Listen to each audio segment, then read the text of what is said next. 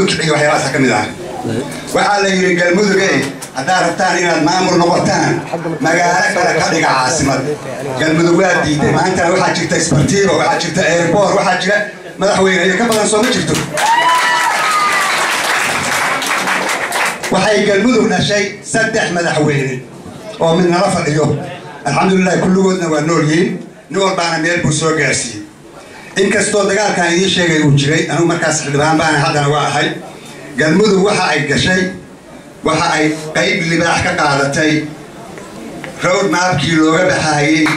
kumeel gaar waxaan dhihi jiray kana xoog nafta waa ama diid ama doon taariikhda Soomaalida baal bay ka gashay galmudug haddana waxay hormuud ka tahay maamul samaynta cusub ee hadda uu sheegayo Suudaanka walaalka ee gobolada dhexe ayada hormuud ka saxiixana ka waxa weeye 3 maamul baa jira mar raba inaan labada kalena xaqiro laakiin annagu waana ka weynahay waana ka ballaaranahay waana ka horeynay maamulka sunna wal jamaaca iyo maamulka ximin yahan 3daas maamul bay ka mid tahay galmudug oo hormuud ka tahay waxaan rabaa marka waxyar arrintaas gobolada dhexe weli wax dhamaaday ma ahan waxaan rabaa inaan waxyar aan reer qaniino madaxweyne ka raadlaho xukuumadda xogaa qaniinaya rag baana ka jooga waxaan leenahay xukuumadda federaalka waxaan leenahay galmudug iyo wasiiradeeda iyo madaxweynaheeda ma oran kartid shaatiga iska dhiga oo dadka la mid noqda ma la oran karo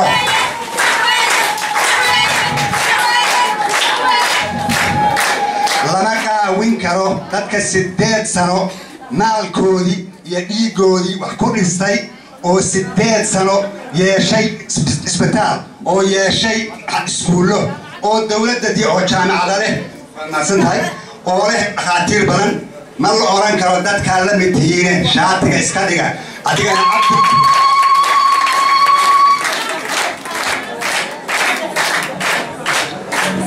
waxaa magaaladan jooga madaxweyne iyo 6 wasiir bal quruxda ka badan maxay tahay madaxweyne wata 6 wasiir oo aan nin ku qabiila jirinin oo Soomaali ah oo reer gaalkacyooda haddii la yiri cabdiyo waxaa tahay reer hebel wasiirada waxaa la reer hebel baa tahay xukuumaddaasi ma waxay ka shaqaynaysaa wax dadka u fiican bas wax kale ka shaqaynaysaa anigu waxaan aaminsanahay inaysan ka shaqaynayn wax dalka u fiican wasalaamu calaykum waraxmatullaahi wabarakaatuh galmudug ha noolaato galmudug waa Soomaali ha noolaato annagu Soomaali diid maahin Soomaali baan rabnaa waxaan rabnaa dawlad federaal ha ahaato ama ha ahaato gobol waxaan rabnaa dawlad Soomaaliyeed oo dhan oo meesha ugu dambaysa Jabuuti ilaa meesha ugu dambaysa Kenya dawladda bay rabtaa galmudug wasalaamu calaykum waraxmatullaahi wabarakaatuh galmudug iyo waxyaabahaas ka mid ah waxaa la yiri galmudug haddaad rabtaan inaad maamul noqotaan magaalo kale ka dhiga caasimad galmudug waa diiday maantana waxaa jirta isbartiiba waxaa jirta airport waxaa jira madaxweyne iyo ka badan soo ma jirto waxay galmudug dhashay 3 madaxweyne oo mid nala fadhiyo alxamdulillah kulligoodna waa nool yihiin nin walbaana meel buu soo gaarsiiyey inkastoo dagaalkan idiin sheegay uu jiray anigu markaas xildhibaan baan haddana waa ahay galmudug waxa ay gashay waxa ay qayb libaax ka qaadatay road mapkii looga baxayay kumeel gaar waxaan dhihi jiray kana xoog nafta waa ama diid ama doon taariikhda Soomaalida baal bay ka gashay galmudug haddana waxay hormuud ka tahay maamul samaynta cusub ee hadda uu sheegayo Suudaanka walaalka ee gobolada dhexe ayada hormuud ka saxiixana ka waxa weeye 3 maamul baa jira mar raba inaan labada kalena xaqiro laakiin annagu waana ka weynahay waana ka ballaaranahay waana ka horeynay maamulka sunna wal jamaaca iyo maamulka ximin yahan 3daas maamul bay ka mid tahay galmudug oo hormuud ka tahay waxaan rabaa marka waxyar arrintaas gobolada dhexe weli wax dhamaaday ma ahan waxaan rabaa inaan waxyar عن غير قليله مدحوينه قالوا حكومة دحوغا يقينايا رag baana ka jooga waxaan leenahay xukuumadda federaalka waxaan leenahay galmudug iyo wasiiradeeda iyo madaxweynaheeda ma oran kartid shaatiga iska dhiga oo dadka la mid noqda ma la oran karo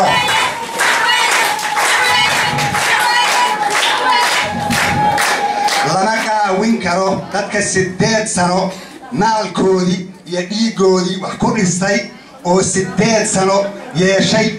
isbitaal oo yeeshay iskuulo oo dawladda oo jaamacada leh maasantahay oo leh dhaqaatiir badan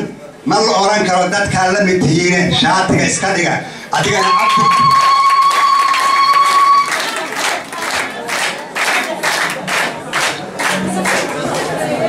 waxa magaalada jooga madaxweyne iyo 6 wasiir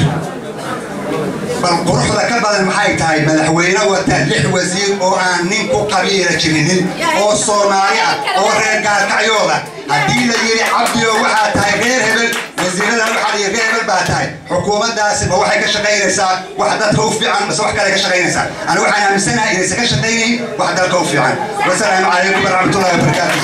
قلبوا هنولاتو قلبوا والصوماليا الصومالي هنولاتو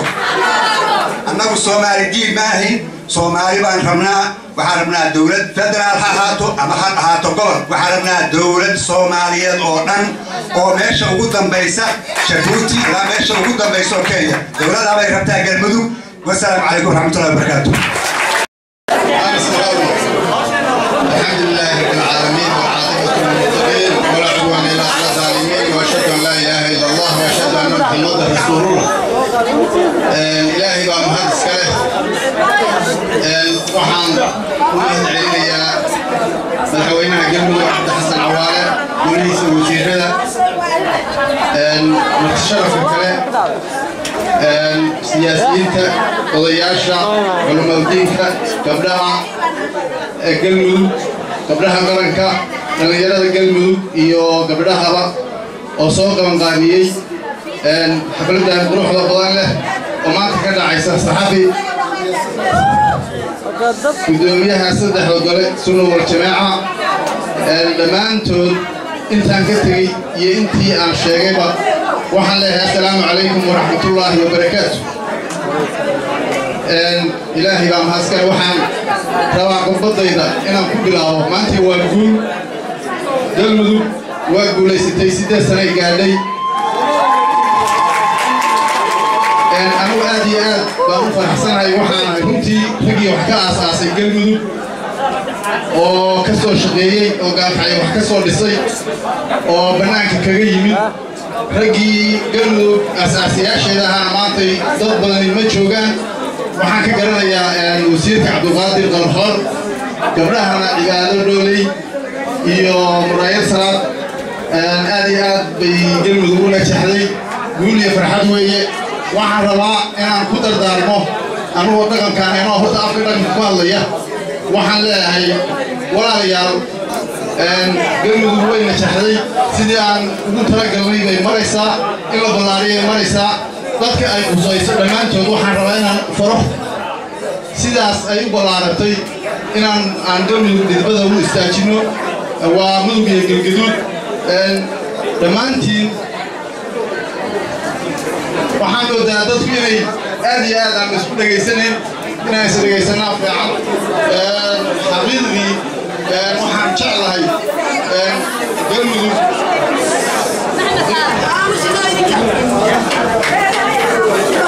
waa dadku way faraxsan yihiin aad iyo aad waa loo baahan yahay runtii in maaragtay farxadda tan aan maaragtay aan anagoo dhan iska falaahno marka waxaan rabaa inaan walaalayaal aan ku dardaarmo anoo afka dhaqanka galmudug ku hadlaya reer dhuusamareeb iyo reer ceelbuur iyo reer cadaado iyo reer caabudwaa iyo reer guriceel iyo reer ceeldheer iyo reer gaalkacyo iyo reer hubiyood iyo dhammaan inta gobollada dhexmudug iyo galgaduuda waxaan loo yaallaa hawl aad iyo aad ugu culays badan oo aan maaragtay meeshii galmudug aan ka keennay rab horey in looga sii dhaqaajiyo dhammaanteen waxaa hawshaasaa noo taalla haddaan dhaqanka nahay iyo haddaan siyaasiyiinta nahay iyo hadday saxiixayaasha intaba yihiin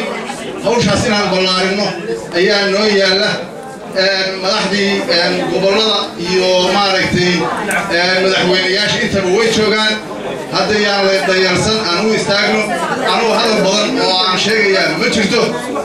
waxaan ka imid gaalkacyo hadda ilaa hobyo ilaa iyo maaragtay haddana waxay la tahay badankaygu waa cadaada ila tahay staan malaynaya waa noo hodan iyo meelihii kaleeto waxaana runtii jeclahay inaan ka sargaaro ilaa gobollada dhexe ay midoobaan wax badan baana hawshaas ku soo jirnay waana diyaarna waa u ahay mana noqonaya runtii ilaa ay hawshaasi najaxdo intaas aan afkayga sheegana waxaan jeclahay inaan gaaro waxaan leeyahay guulaysta aad iyo aad baad mahadsantihiin wasalaamu calaykum waraxmatullahi wabarakaatu raalli iga ahaa waxaan ka tegey saxafiyanta iyo waxaan ka tegey fanaaniinta aad iyo aad baad u mahadsantihiin meesha kiin abshiro aan isku meel ka nimid aad iyo aad baan u mahadcelinaya wasalaamu calaykum waraxmatullahi وعليكم السلام ورحمة الله.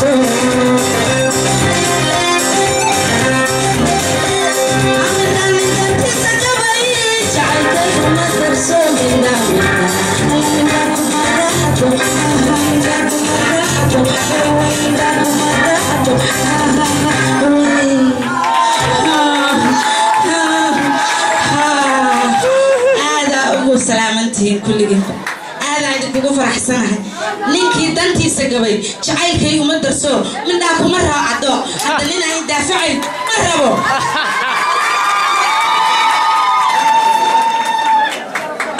بلغوا ما بعدنا حاولوا